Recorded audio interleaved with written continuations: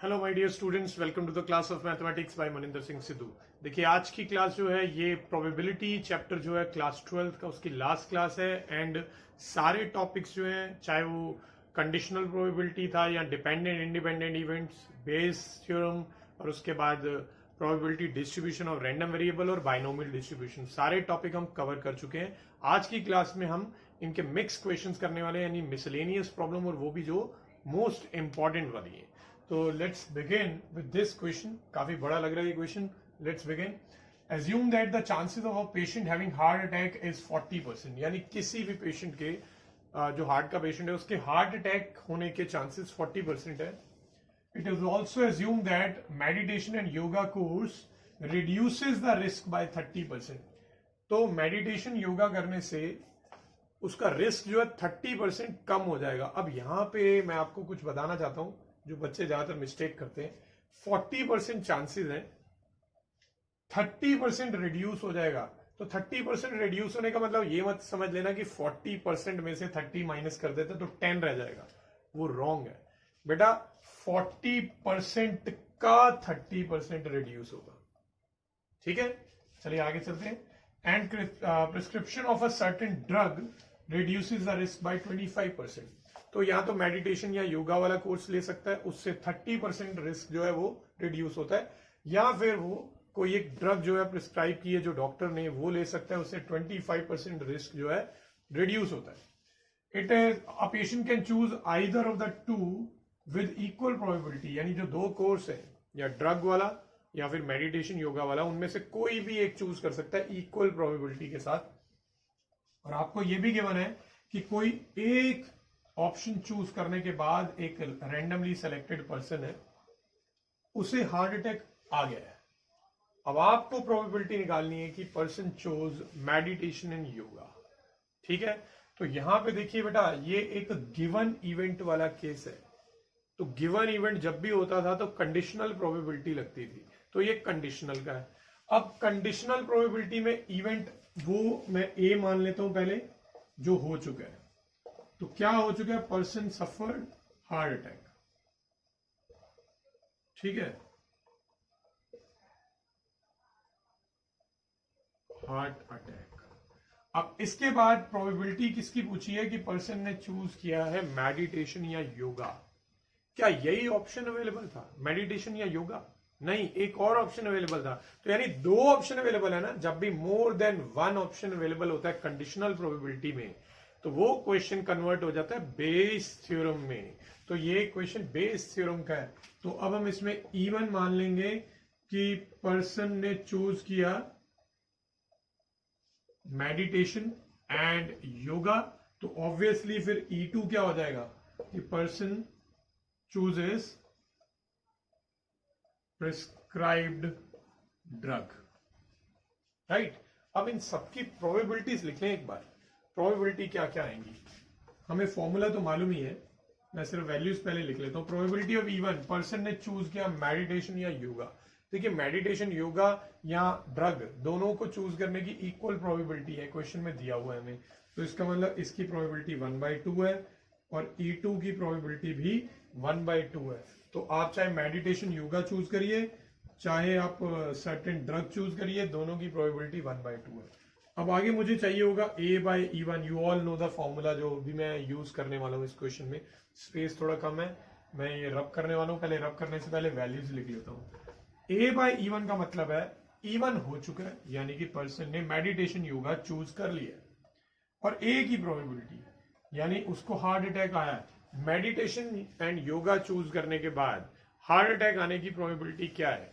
देखो बेटा, meditation yoga heart attack लाता तो नहीं है, मगर वो चांसेस रिड्यूस करता था। ऑलरेडी 40% चांस थे उस पर्सन को, 40% ऑलरेडी था, उसमें से 30% रिड्यूस किया। 30% किसका? 40% का। तो ऐसे सॉल्व करेंगे। ठीक है, 40% में से उसी का 30% रिड्यूस कर दिया। या फिर आप एक और काम भी कर सकते हो जो कि कैलकुलेशन वाइज थोड़ा आसान रहेगा। आप 30% माइनस करने की बजाय, अब आपको मालूम है अगर 30% चांसेस रिड्यूस हो गए हैं तो कितने बचे? 70%। 70% चांस अभी भी बचा है ना, तो 40% का 70% निकाल लो। तो चाहे आप ऐसे सॉल्व कर लो, चाहे आप सीधा 70% ऑफ 40% सॉल्व कर लो, दोनों का आंसर सेम ही आएगा। करके दिखा दूं। 40% का मतलब 40/100 और 30% ऑफ 40%। आप देख सकते हो ये ऊपर से नीचे 2 जीरोस कट जाएंगे, तो 3 4 12 रह जाएगा, 12।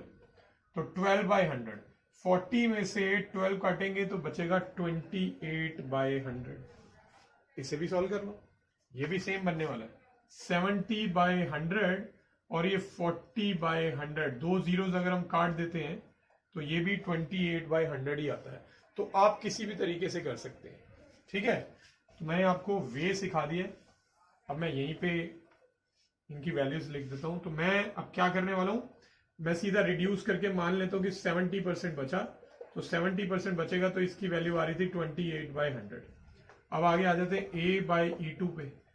A/E2 यानी E2 हो चुका है, यानी ड्रग उसने चूज कर लिया पर्सन ने। तो ड्रग लेने वाले केस में 25% चांसेस रिड्यूस हो जाते हैं, तो फिर कितने बचते हैं भाई?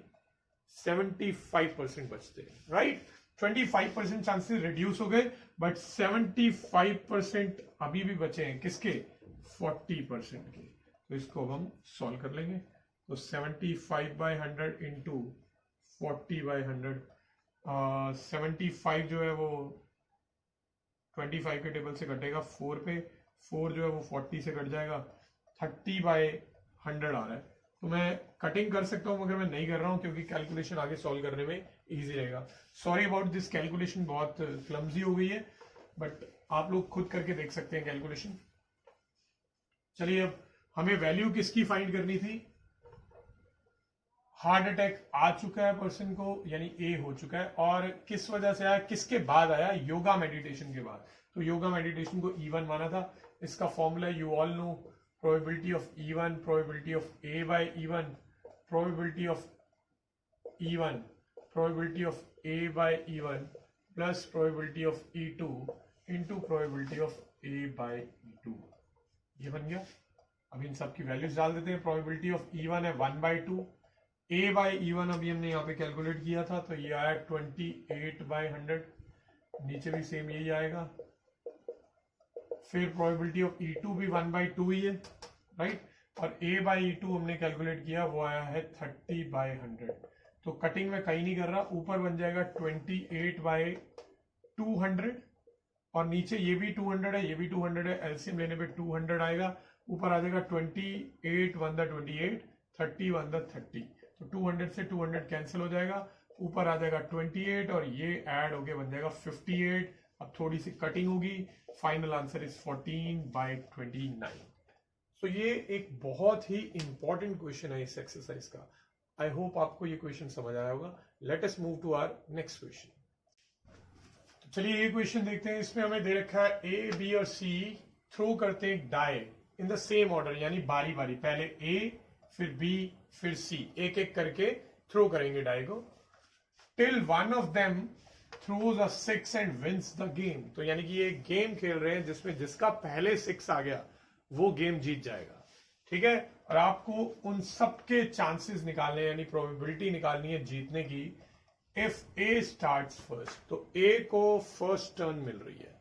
अब ये क्वेश्चन कैसे करेंगे? इस टाइप के क्वेश्चंस भी चैप्टर में और कहीं किसी एक्सरसाइज में इंक्लूड नहीं हुए हैं, बट ये मिसलेनियस प्रॉब्लम है और एक बहुत ही इंपॉर्टेंट प्रॉब्लम है। बोर्ड्स में भी आ चुका है ऐसा क्वेश्चन। सबसे पहले मैं यहाँ पे कुछ इवेंट्स डिफाइन करता हूं। एक्स इवेंट मान लेता हूं कि ए गेट्स अ 6 और वाई में मान लेता हूं बी गेट्स अ 6 और जेड इवेंट मान लेते हैं सी गेट्स अ 6। यहां पे हमें तीनों की प्रोबेबिलिटी इंडिविजुअली निकालनी पड़ेगी एक एक करके। तो सबसे पहले मैं प्रोबेबिलिटी निकालने वाला हूं ए विंस की। देखिए ये टर्न बाय टर्न डाई को थ्रो कर रहे हैं। सबसे पहली टर्न किसकी है? क्वेश्चन में बता रखा है ए की, और उसके बाद ऑब्वियसली क्योंकि ऑर्डर में ही थ्रो कर रहे हैं, सेम ऑर्डर में, तो ए के बाद बारी आई होगी बी की और फिर सी की। फिलहाल मैं सिर्फ वो वाले केसेस लूंगा जिसमें ए जीतता है, क्योंकि हमें सिर्फ ए की विनिंग की पहले निकालनी है, इंडिविजुअली ही निकाल पाएंगे हम एक एक करके। तो ए की बारी, ए की जो टर्न है वो कब कब आएगी? एक आएगी उसकी फर्स्ट टर्न, फिर सेकंड टर्न बी की होगी, थर्ड टर्न सी की होगी, फिर फोर्थ टर्न आएगी। वहां तक तभी नौबत जाएगी अगर किसी का 6 नहीं आया होगा ऑब्वियसली। अब अगर फोर्थ के बाद फिफ्थ जो है वो बी की टर्न होगी, सिक्स जो है वो सी की टर्न होगी, और सेवंथ फिर से ए की टर्न होगी। तो ए कौन कौन से टर्न्स में विन कर सकता है? एक केस है कि वो पहले ही केस में, पहली ही टर्न में विन कर गया, क्योंकि फर्स्ट टर्न जो है वो ए की है। और अगर वो पहली बार में नहीं जीता है तो इसका मतलब पहली बार में 6 नहीं आया, मैंने एक्स का कॉम्प्लीमेंट लिया, तो सेकंड टर्न बी की थी उसका भी 6 नहीं आया, क्योंकि हम अभी सिर्फ ए के जीतने की प्रोबेबिलिटी निकाल रही हैं, किसी और को नहीं जिताना हमने यहाँ। और तीसरी टर्न थी सी की और उसका भी 6 नहीं आया। फिर फोर्थ टर्न किसकी है? वापस ए की, उसका 6 आ गया। तो एक केस है वो फर्स्ट टर्न में जीत जाएगा, दूसरा केस है वो फोर्थ टर्न में जीत जाएगा, और तीसरा केस आप समझ सकते हो कौन सा होगा कि उसकी टर्न आएगी 7th, और ये चलता ही रहेगा इन्फिनिटी तक, ये कभी नहीं रुकेगा जब तक 6 नहीं आ जाता किसी का। तो ये इनफाइनाइट सीरीज वाले क्वेश्चन है, ठीक है। चलिए वैल्यूज पुट करता हूं मैं। x 6 आने की प्रोबेबिलिटी 1/6 है, और 6 ना आने की, अगर 6 आने की 1/6 है तो 6 ना आने की होती है 5/6, तो ये बन जाएगा 5/6। y का भी 6 ना आने का 5/6, और c का भी 6 ना आने का 1/6, और लास्टली a का वापस 6 आ गया तो लास्ट में 1/6। और जब भी लगे तो प्लस आता है। ऐसा ही फिर से 5/6 चलेगा कितनी बार? 5/6 चलेगा 6 टाइम्स, और लास्ट में 1/6, और ये इंफिनिटी तक जाएगा। समझ आ गया आप लोगों को? अब इसके बाद is there anything that can be taken out common? Yes definitely there is something, वो है 1/6। 1/6 कॉमन निकालने पे यहाँ पे 1 बचेगा, यहाँ पे 5/6 का क्यूब बचेगा, और नेक्स्ट बचेगा 5/6 का होल क्यूब, और ये इन्फिनिटी तक चला जाएगा। अब मैं आपको रिमाइंड करवाना चाहता हूं 11th क्लास में जो आपने इनफाइनाइट टर्म्स का सम पढ़ा था जीपी में, AR स्क्वायर, जब वो इन्फिनिटी तक चला जाता था तो ऐसे केस में सम का फॉर्मूला था A/1 - R, where A is first term and R is common ratio. Common ratio कैसे निकालते थे? कॉमन रेशियो आपको याद होगा A2/A1 करके निकालते थे, ठीक है। तो ये भी एक जीपी ही है। इसकी एक कंडीशन होती थी कि जो R है वो 1 से छोटा होना चाहिए। तो यहां पे अगर आप R देखें तो A2/A1 करेंगे जब आप, तो 5/6 का होल क्यूब आएगा, 5/6 का क्यूब करेंगे तो 1 से छोटी वैल्यू ही आएगी। तो दैट मीन्स ये फॉर्मूला यहाँ पे अप्लाई किया जा सकता है। तो now I am going to apply this formula. तो 1/6 तो एज इट इज ही रहेगा। यहां पे ये जीपी है, इसमें फर्स्ट टर्म है 1, तो a की जगह पे मैंने 1 डाल दिया, अपॉन 1 - R, R है A2/A1 करेंगे अगर, तो 5/6 का होल क्यूब आ जाएगा। राइट, कैलकुलेशन थोड़ी सी लंबी है पर बहुत ज्यादा नहीं। ये 5 का क्यूब होता है 125, 6 का क्यूब होता है 216। एलसीएम ले लेंगे, एलसीएम लेंगे 216 - 125/216, ठीक है। ये 6 से 216 कटेगा 36 पे, और 36 आ जाएगा ऊपर। So the answer is 36 by, इसको जब हम माइनस करते हैं तो आंसर आ रहा है 91। तो यानी कि अगर ये तीनों बारी बारी डाई को थ्रू करते हैं और 6 आने की वेट करते हैं, तो अगर ए ने स्टार्ट पहले किया है तो ए के विन करने की प्रोबेबिलिटी 36/91 होगी, ठीक है। अभी काम खत्म नहीं हुआ, अभी तो सिर्फ आधे से भी कम हुआ है। अभी हमने सिर्फ ए के विनिंग की प्रोबेबिलिटी निकाली है, अब मैं बी के विनिंग की प्रोबेबिलिटी निकालने वाला हूं, ठीक है। अब आगे हम प्रोबेबिलिटी निकाल रहे हैं बी विंस। अब स्टार्ट तो ए ने किया था, तो इसका मतलब बी की टर्न जो है सेकंड नंबर पे आएगी, पर इस बार हमने सिर्फ बी को ही विन करवाना है, तो इसका मतलब फर्स्ट टाइम ए की टर्न आएगी और उसका 6 आएगा? नहीं, 6 नहीं आएगा, क्योंकि हमें बी को विन करवाना है। और सेकंड टाइम बी किया है तो वाई हो गया, यानी कि उसका 6 आ गया। और सेकंड केस बनेगा कि फर्स्ट टाइम ए का नहीं आया, सेकंड टाइम बी का नहीं आया, थर्ड टाइम सी का नहीं आया, फोर्थ टाइम फिर से ए का नहीं आया, सेकंड टाइम बी का आ गया, यानी फिफ्थ टाइम। तो नेक्स्ट टर्न उसकी फिफ्थ टाइम है। और अगर यहां पे भी नहीं हुआ तो चलते जाइए, कब तक जाएगा? नेक्स्ट टर्न कब आएगी उसकी? एट्थ टर्न, और ये चलेगा इंफिनिटी तक। अब मैं सबकी वैल्यूज डाल रहा हूं। एक्स कॉम्प्लीमेंट की वैल्यू 5/6 और y की वैल्यू 1/6, राइट?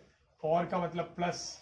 अब ये 5/6 आएगा 4 टाइम्स और साथ में एक 1/6, और अब यहां पे 5/6 आएगा 7 टाइम्स, 7 टाइम्स,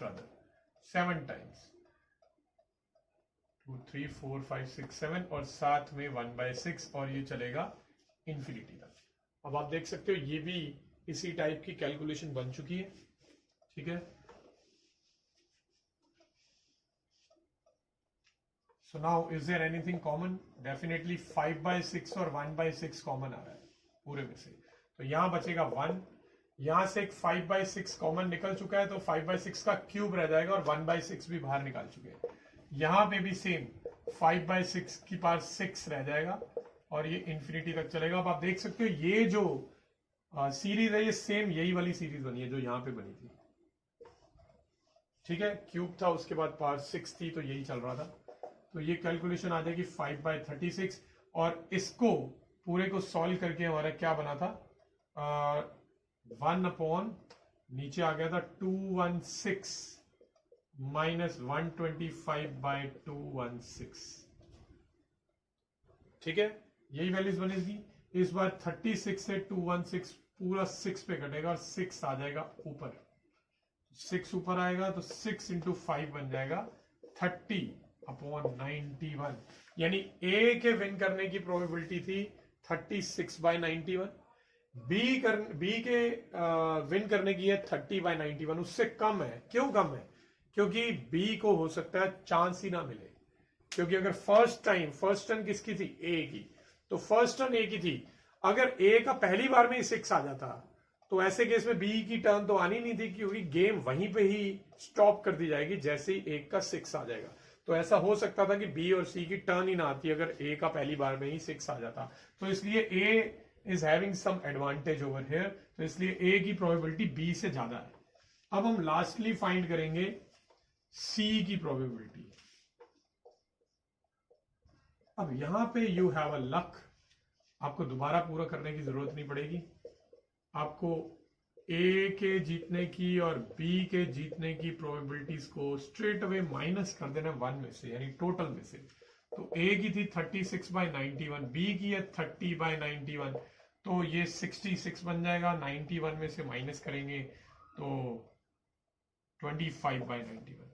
तो ये रही बेटा ए के जीतने की प्रोबेबिलिटी, ये रही बी के जीतने की प्रोबेबिलिटी, और ये रही सी के जीतने की प्रोबेबिलिटी। सी की सबसे कम आई है, एंड दैट्स अंडरस्टैंडेबल। क्यों कम आई है? क्योंकि उसकी टर्न ही थर्ड है, थर्ड टर्न हो सकता है कभी आए ही ना, तो इसलिए उसके जीतने के चांसेस सबसे कम है। तो आई होप आपको ये क्वेश्चन समझ आया होगा। ये 2 लोगों वाला भी क्वेश्चन हो सकता है, एबीसी की बजाय सिर्फ ए और बी। वो क्वेश्चन थोड़ा कंपैरेटिवली इजियर हो जाएगा, क्योंकि सिर्फ आपको ए की प्रोबेबिलिटी निकालनी पड़ेगी जीतने की, और 1 में से माइनस करने पे बी की प्रोबेबिलिटी डायरेक्ट निकल जाएगी। मोर ओवर उसकी कैलकुलेशन भी थोड़ी कम होगी, क्योंकि टर्न्स जो है वो जल्दी आ जाएंगी दोनों की। तो let's move to our next question. Okay, चलिए ये क्वेश्चन स्टार्ट करते हैं। We have bag 1 contains 3 red and 4 black balls. तो एक बैग 1 है, इसमें 3 रेड एंड 4 ब्लैक बॉल्स है। इसके अलावा there is bag 2 also. So bag 2 में we have 4 red and 5 black balls. Now it's told to us that 2 balls are transferred from bag 1 to bag 2. यहां से 2 balls को transfer करना है। जब आप वो 2 balls ट्रांसफर करेंगे, वो 2 balls कौन सी हो सकती है?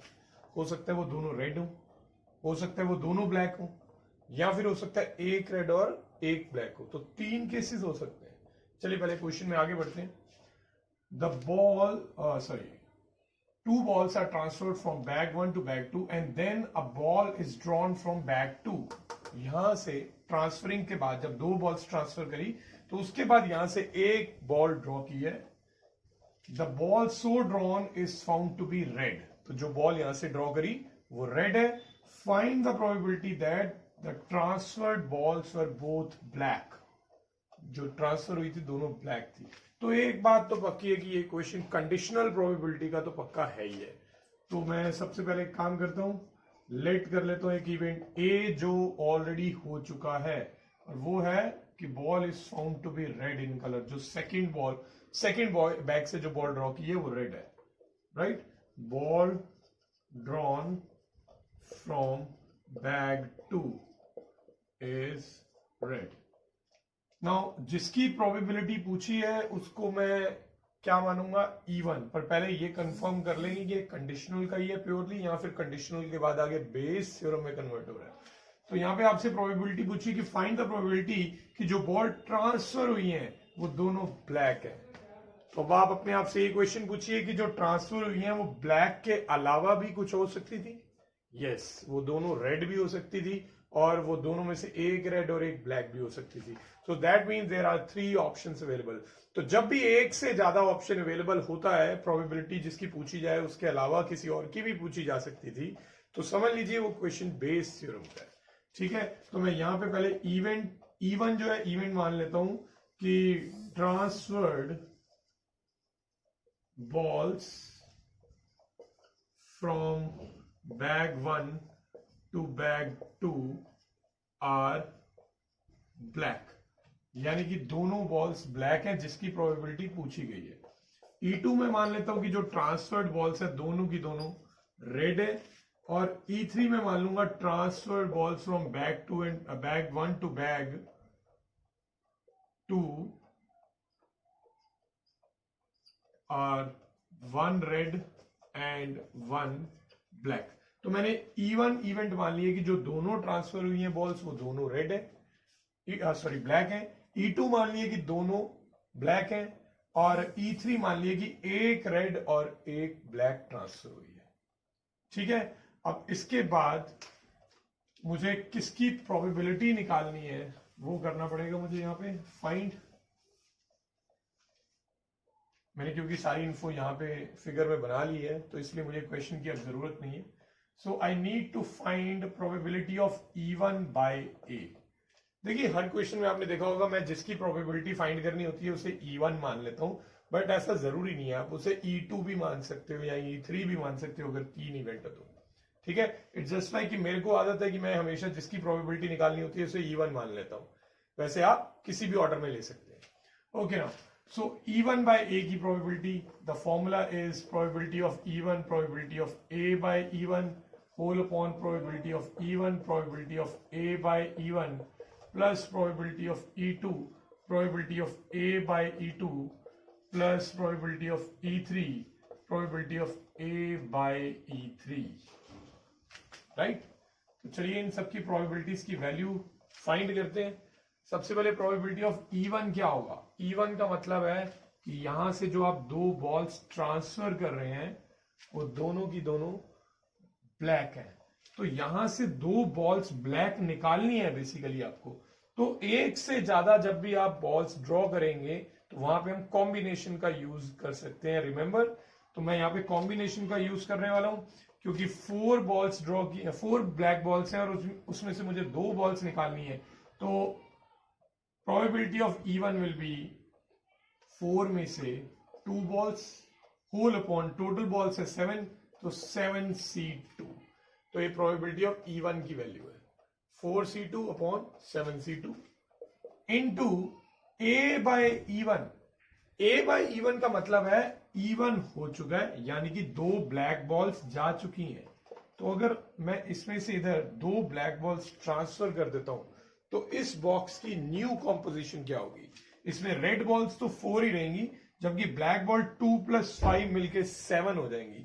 तो 4 + 7 11 बॉल्स हैं अब इस बैग में और मुझे प्रोबेबिलिटी निकालनी है ए की.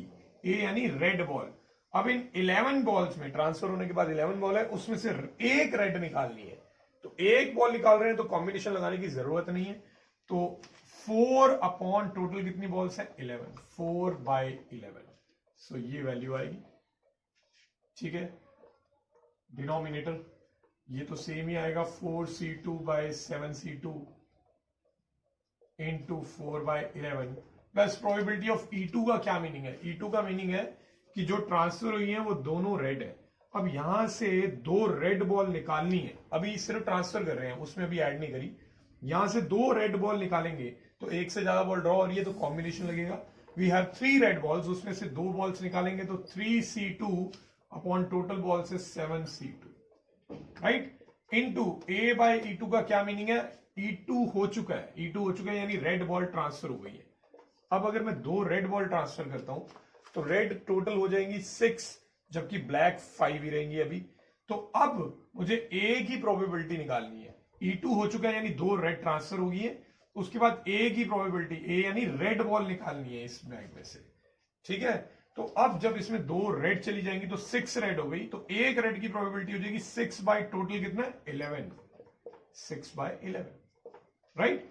Next is P of E3। P of E3 का मतलब है कि जो बॉल्स ट्रांसफर हुई हैं उनमें एक रेड और एक ब्लैक है, एक रेड और एक ब्लैक। तो अब मुझे यहां से एक रेड और एक ब्लैक निकालनी है। रेड कितनी है 3, उसमें से एक निकाल लेंगे।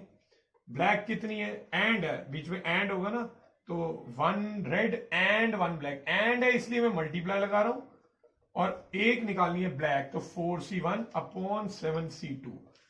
अब इसमें ऐसा भी तो हो सकता है कि फर्स्ट बॉल रेड थी सेकंड ब्लैक, या फिर फर्स्ट ब्लैक थी सेकंड रेड, तो इंटू 2 करना चाहिए, वैसे करना चाहिए। But because we are using combination, आपको याद होगा मैंने बताया था जब भी हम कॉम्बिनेशन का यूज करते हैं तो नंबर ऑफ केसेस से मल्टीप्लाई नहीं करना होता, वो ऑलरेडी उसमें कवर हो चुका होता है। ठीक है, तो ये इसमें कवर हो गया। नाउ इनटू में A/E3, A/E3 मतलब E3 हो चुका है, यानी कि जो बॉल ट्रांसफर हुई है वो एक रेड और एक ब्लैक है, और फिर उसमें से ए की प्रोबेबिलिटी यानी रेड बॉल निकालनी है। तो बेटा जब मैं इसमें एक रेड और एक ब्लैक डालूंगा तो रेड हो जाएंगी 5, ब्लैक हो जाएंगी 6, तो रेड की प्रोबेबिलिटी हो जाएगी 5/11। तो ये सारी वैल्यूज आ गई। नाउ आई डोंट नीड ये लोअर वाला पोर्शन, इसको भी मैं इरेज करता हूं। Let us finish the calculation part. Now 4c2 कितना होता है ये हमें कैलकुलेट करना पड़ेगा। That will come out to be 6, सो ये बन जाएगा 6 इंटू 4 अपॉन में 7c2 की मैं वैल्यू डाल सकता हूं, डेफिनेटली डाल सकता हूं, बट मैं नहीं डाल रहा बिकॉज सभी के डिनोमिनेटर में 7c2 भी और 11 भी है, तो ये सारा कैंसिल होने का चांस दिख रहा है मुझे, तो मैं इसको ऐसे ही रहने देता हूं 11 इंटू 7c2। अब मैं सभी के डिनोमिनेटर में एलसीएम ले लूंगा। एलसीएम सभी का वही आ जाएगा 11 इंटू 7c2, और 4c2 होता है 6 इंटू 4 प्लस 3c2 की वैल्यू होती है 3, फिर 3 इंटू 6। ये कॉम्बिनेशन आप सॉल्व कर सकते हैं खुद। 3c1 is 3, 4c1 is 4 into 5, right. तो ये आ चुका है। अब आप देख सकते हैं पूरा का पूरा डिनोमिनेटर जो है वो कैंसिल हो सकता है। नाउ न्यूमरेटर में मेरे पास क्या बचा है 6 4 24, तो 24 बच गए मेरे पास।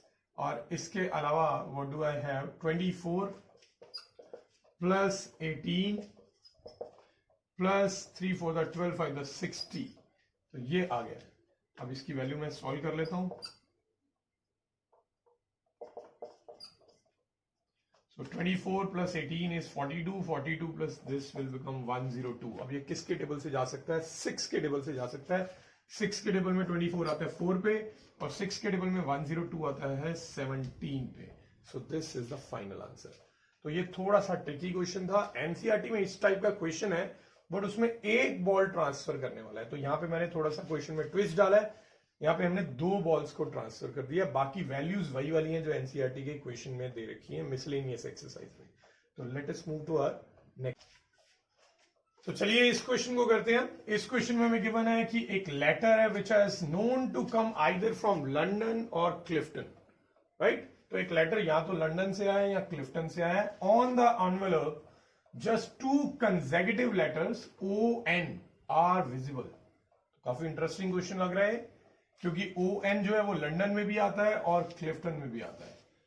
What is the probability that the letter has come from London? Right? तो अब ये किस टाइप का क्वेश्चन है, क्योंकि वी कैन सी कि यहाँ पे कुछ डिक्लेरेशन है कि 2 letters are visible, ON visible है, यानी इसमें एक आपको कुछ गिवन इवेंट है जो डिक्लेयर किया हुआ है, तो वो इसका मतलब कंडीशनल प्रोबेबिलिटी तो पक्का है ही है। ठीक है, तो मैं इसको लेट ए कर लेता हूं। प्रोबेबिलिटी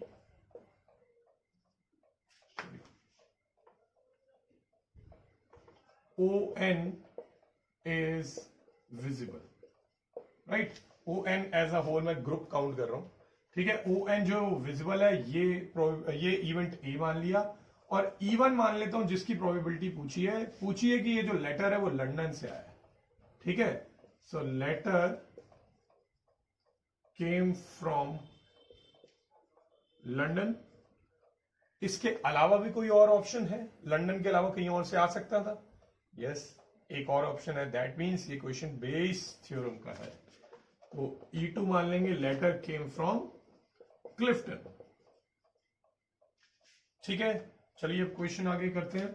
हमसे प्रोबेबिलिटी पूछी है कि ON विजिबल है, यानी ए इवेंट हो चुका है, और प्रोबेबिलिटी इस चीज की बतानी है कि लेटर केम फ्रॉम लंदन। तो लंदन वाले इवेंट को मैंने E1 माना हुआ है। Formula will be P of E1, P of A by E1 upon probability of E1, probability of A by E1 plus probability of E2, probability of A by E2। तो ये various events हैं हमारे सामने।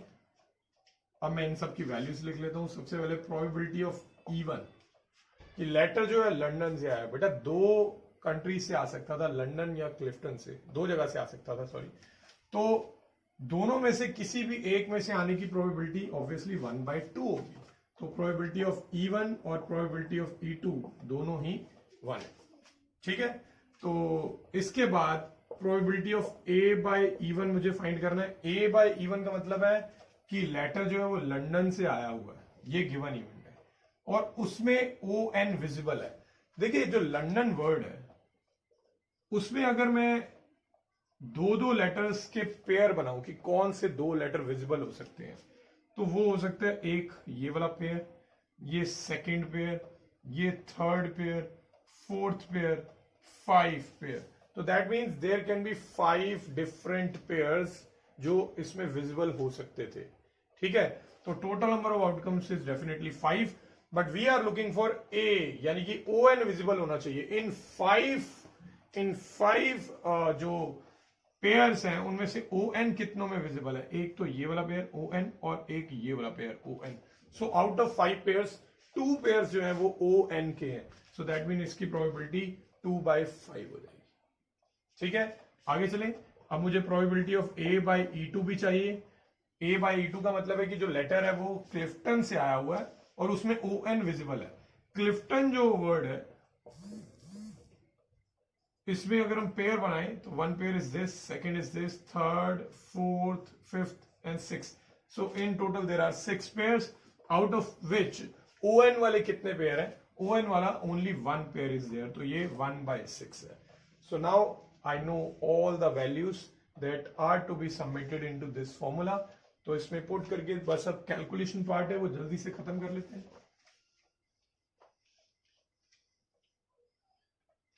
So probability of E1 by A is probability of E1 which is 1/2 into probability of A by E1 which is 2/5 whole upon same आएगा। ये तो E1 की है 1/2, A by E1 की है 2/5, E2 की है 1/2 और A by E2 की है 1/6। now इस बार आप देख सकते हैं कि डिनोमिनेटर जो है सेम नहीं है, तो यहाँ हमें नॉर्मल कैलकुलेशन करनी पड़ेगी। एक काम मैं कर सकता हूं कि अगर मैं डिनोमिनेटर में से 1/2 कॉमन निकाल लूं, क्योंकि दोनों में 1/2 आ रहा है, तो अंदर बच जाएगा 2/5 प्लस 1/6। सो जब तक आप इनका एलसीएम लेंगे आप 1/2 से 1/2 को कैंसिल ऑफ कर सकते हैं। सो 2/5 और डिनोमिनेटर में एलसीएम आएगा 5 × 6 यानी 30 एंड ऊपर आ जाएगा 6 to the 12 प्लस 5 1 the 5। अब आप डिनोमिनेटर को इससे तो काट ही सकते हैं, तो मोर ओवर ये जो 6 है ये ऊपर चला जाएगा, तो 6 to the 12 और नीचे 5 plus 12 is 17। So that means अगर लेटर पे ON विजिबल है तो 12/17 प्रोबेबिलिटी है कि वो लेटर जो है वो लंदन से आया होगा, और क्लिफ्टन से आया होगा उसकी प्रोबेबिलिटी कितनी होगी रिमेनिंग, यानी 1 में से इसे माइनस कर लो, कितना आ जाएगा 5/17। तो ये काफी इंटरेस्टिंग क्वेश्चन था। Let us move to our next question please. तो चलिए ये क्वेश्चन स्टार्ट करते हैं। बहुत सिंपल सा क्वेश्चन लग रहा है, वन लाइनर। हमें गिवन है कि मीन, हमें फाइंड करना है mean of the binomial distribution. अब ये बाइनोमियल डिस्ट्रीब्यूशन आपने फर्स्ट टाइम देखी होगी, तो आपको बता दूं बाइनोमियल डिस्ट्रीब्यूशन n, p की फॉर्म में होती है। सो दैट मीन्स n की वैल्यू 4 है और p की वैल्यू 1/3 है। तो इस ऐसे जब भी बाइनोमियल डिस्ट्रीब्यूशन गिवन होगी तो आपको n और p डायरेक्टली पता चल जाएगा। अब इसके बाद मीन का एक फॉर्मूला होता है बाइनोमियल डिस्ट्रीब्यूशन में, n into P, that's it, n into P. तो आपको 4 को 1/3 से मल्टीप्लाई करना है, तो ये आ जाएगा मीन। तो ये आपका आंसर आ चुका है, यही है। बट अगर आपको आगे वेरिएंस भी फाइंड करना हो तो वेरिएंस का फॉर्मूला भी मैं बता देता हूं, NPQ होता है, ठीक है। NPQ, n की वैल्यू 4 है, p की वैल्यू 1/3 है, q की वैल्यू गिवन नहीं है, बट नो वरीज, हम इजिली फाइंड कर सकते हैं। q की वैल्यू होती है 1 माइनस p, तो 1 माइनस 1/3 करने पे 2/3 आ जाएगा, यहां पे आ जाएगा 2/3। सो द आंसर इज 8/9। अब एक चीज बची हुई है स्टैंडर्ड डिविएशन, अगर वो भी आपसे पूछ लिया जाए तो यू ऑल नो कि वेरिएंस का स्क्वायर रूट करने में स्टैंडर्ड डिविएशन आता है। तो इसका मैं स्क्वायर रूट कर लेता हूं 8/9 का, 8 का स्क्वायर रूट 2√2/3 आ जाएगा। √2 की value we know that 1.414 approximately हम ले सकते हैं। आप चाहें तो ऐसे भी छोड़ सकते हैं, बट अभी मैं इसको अगर आगे सॉल्व करने वाला हूं तो इसको पॉइंट में सॉल्व करेंगे, so that will come out to be 0.9 then 4 then 2 approximately. So ये इसका स्टैंडर्ड डिविएशन आ चुका है। आई होप बहुत ही सिंपल क्वेश्चन था, आसानी से समझ आ गया होगा। चलिए नेक्स्ट क्वेश्चन पे चलते हैं।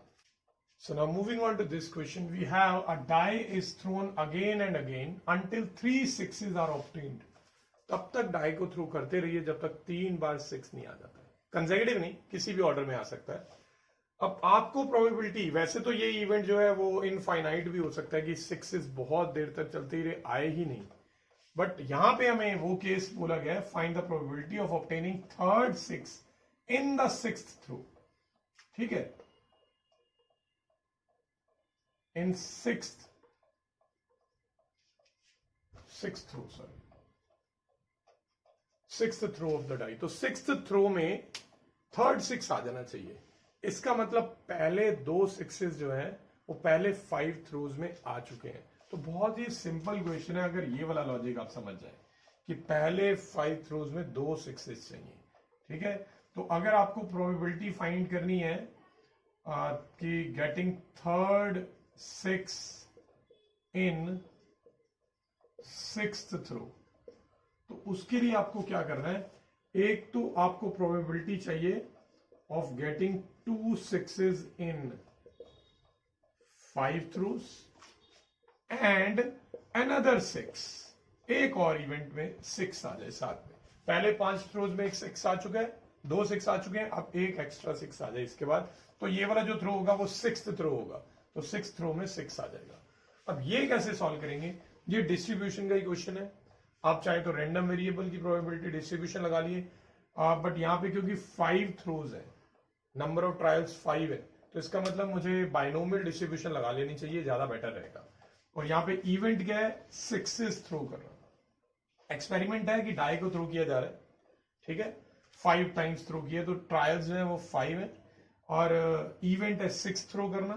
तो मैं यहाँ पे साइड पे लिख देता हूँ, n की वैल्यू 5 है, 6 थ्रो करने की प्रोबेबिलिटी 1/6 होती है, और रैंडम वेरिएबल है 2, सो रैंडम वेरिएबल इज 2, क्योंकि आपको 5 थ्रोज में से 2 6s चाहिए। So what is the formula, formula आपको याद है, NCR P की पावर R Q की पावर n माइनस R। तो n कितना है यहाँ पे, n है 5, तो 5C2 p कितना आएगा, p है 1/6 की पावर में r है, r यानी 2, और q कितना होगा, अगर p की वैल्यू 1/6 है तो q जो है वो 1 में से माइनस करके ले आओ तो 5/6 आ जाएगा और पावर हो जाएगी 5 - 2, और साथ में एक और 6, तो 6 आने की प्रोबेबिलिटी 1/6 होती है। अब इसको जितना सिंप्लीफाई हो सकता है वो हम कर देंगे, बाकी ऐसे ही छोड़ देंगे। तो 5c2 सॉल्व करते हैं तो 10 आ जाता है। इसको मैं अभी ऐसे ही छोड़ रहा हूं, और ये 5/6 की पावर 3 और साथ में ये 1/6 आ जाएगा। अब देख सकते हैं 6 कितनी बार है, ये क्यूब है, स्क्वायर है, एक और है, तो इस 6 की पावर 6 आ जाएगी। इतनी बड़ी पावर हमें सॉल्व नहीं करनी। 5 की पावर 3 हमें मालूम है 125 होता है, तो 125 में सॉल्व कर लेता हूं। 125 को 10 से मल्टीप्लाई कर देते हैं तो 1250, और साथ में आ जाएगा 1/6 की पावर 6। तो ये फाइनल आंसर है, आप इसे ऐसे ही छोड़ सकते हैं। अगर आप सिंप्लीफाई करना चाहें तो 1/6 को 6 टाइम्स लिख के जितनी कटिंग होती है वो कर दो, और उसके बाद you can get your final simplified answer. तो क्वेश्चन सिंपल था, ज्यादा टफ नहीं है अगर आप ये लॉजिक समझ जाए। काफी छोटा क्वेश्चन भी है, ये एक बार बोर्ड में हैवी मार्क्स का आ चुका है ये क्वेश्चन, हालांकि बहुत ही सिंपल क्वेश्चन है। तो चलिए अब हम अपने लास्ट क्वेश्चन पे मूव कर रहे हैं। So now coming to this question, ये काफी इंटरेस्टिंग क्वेश्चन है। The probability of hitting a target is 3/4। ठीक है, किसी भी टारगेट को हिट करना है तो उसकी प्रोबेबिलिटी है 3/4 की वो हिट हो जाएगा।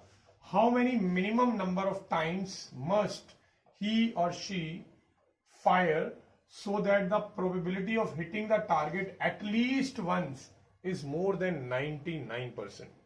देखिए, अगर मैं आपको बोलूं कि किसी टारगेट को हिट करना है कम से कम एक बार, ठीक है, तो इसके लिए बेटा अगर आपको मैं एक ही चांस दूंगा तो वो डिफिकल्ट हो सकता है। मैं अगर आपको 2 चांस दूंगा तो थोड़ा इजी हो जाएगा, पर 3 चांस देने पे और इजी हो जाएगा। तो दैट मीन जितने ज्यादा आप ट्रायल्स लेंगे उतना ही कम से कम एक बार हिट करने की प्रोबेबिलिटी बढ़ती जाएगी। क्वेश्चन में आपसे पूछा है कि मिनिमम कितने बार वो फायर करे, जो शूटर है कितनी बार फायर करे कि एटलीस्ट 1 टाइम टारगेट को हिट करने की प्रोबेबिलिटी 99% से ज्यादा हो जाए। ठीक है, तो जैसे कि मैंने आपको बताया, जितनी ज्यादा बार आप ट्रायल करेंगे, जितनी ज्यादा बार आप ट्राई करेंगे हिट करने की, कम से कम एक बार हिट करने की प्रोबेबिलिटी तो बढ़ती ही जाएगी ना। तो यहां पे वही फाइंड करना है कि मिनिमम कितनी बार हिट करें। तो कैसे करेंगे हम इसे, let number of trials of shooting the target be n। तो बेटा ये n है, n क्या होगा, एक इंटीग्रल वैल्यू है, इनफैक्ट होल नंबर वैल्यू होगी इसकी, 1 2 3 4 5 6 कुछ होगी, बट कितनी भी हो सकती है, बड़े से बहुत बड़ी भी हो सकती है। दैट मीन्स हमें यहाँ पे प्रोबेबिलिटी डिस्ट्रीब्यूशन में बाइनोमियल डिस्ट्रीब्यूशन का यूज करना चाहिए।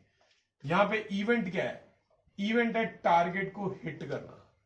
सो दैट मीन्स टारगेट को हिट करने की प्रोबेबिलिटी को p लेंगे, और वो हमें क्वेश्चन में गिवन है 3/4।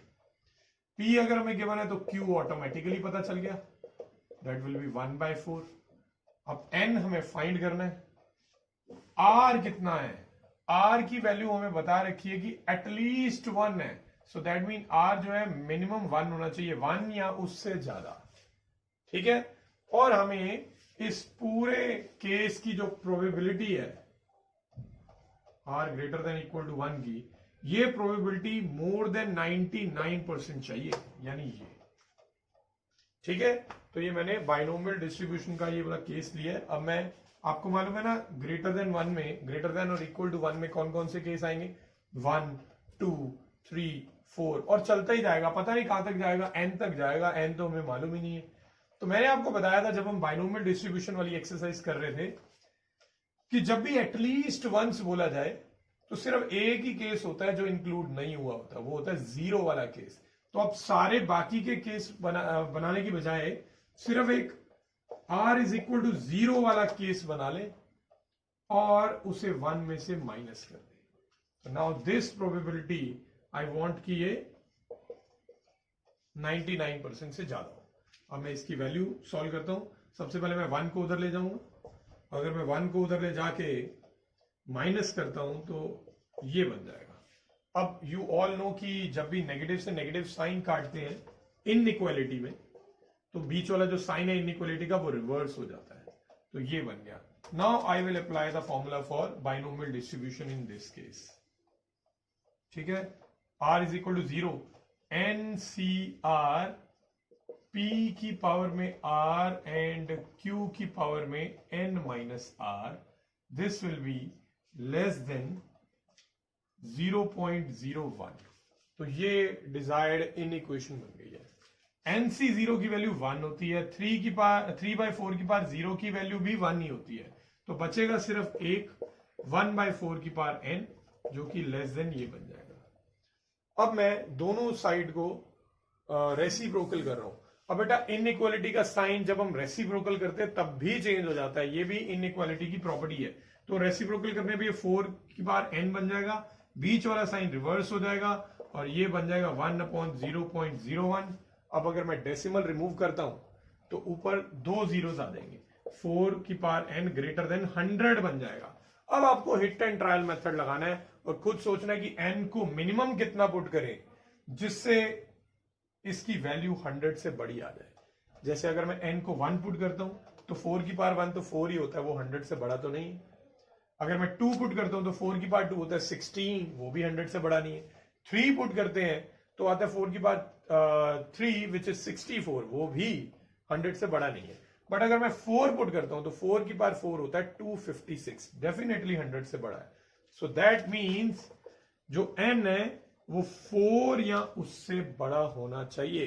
तो इसका मतलब है जो शूटर है उसे मिनिमम 4 टाइम्स हिट करना पड़ेगा, जिससे टारगेट को हिट करने की जो प्रोबेबिलिटी है वो 99% से ज्यादा हो जाएगी. यानी अगर उसने कम से कम 4 बार शूट किया तो आप समझ लीजिए कि टारगेट को कम से कम एक बार तो लगा ही लगा है शूट जो किया उसने फायर. आई होप ये क्वेश्चन बहुत इंटरेस्टिंग था, ये आपको समझ आ गया होगा. तो कीप प्रैक्टिसिंग. ये प्रोबेबिलिटी चैप्टर बहुत ही लॉजिकल है, काफी ज्यादा माइंड का यूज करना पड़ता है और ये काफी मजेदार क्वेश्चन भी होते हैं once you develop your interest in this topic. तो keep practising and thanks for watching.